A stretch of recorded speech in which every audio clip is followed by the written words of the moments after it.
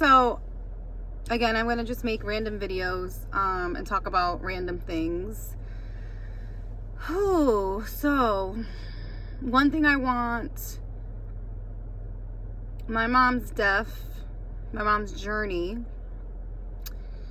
I feel like if I can get the word out there, I could prevent somebody else from having to go through that. And it doesn't necessarily have to be an older person, because ovarian cancer, I mean, my gosh, there's people that are in their 20s and 30s and 40s getting diagnosed. And I just feel like if we knew certain things or something, like, I feel like I could have, or I don't want to say I could have saved her, but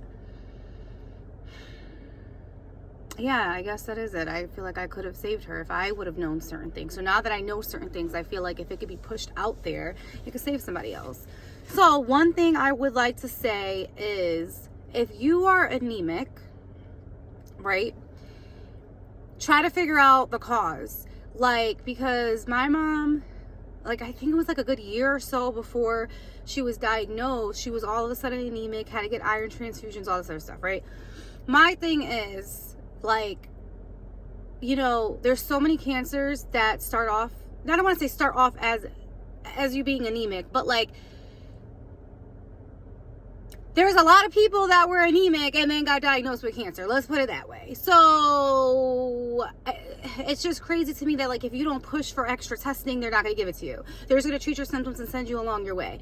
So my thing is, like, that, to me, that is one of the, I feel like, major red flags. If you are anemic, don't just, like, take that diagnosis and just be like, oh, I'm anemic. Because for me, and I feel like a lot of people, they'll just be like, oh, like, you know how so many people are anemic and they have no cancer diagnosis to follow. And that's great.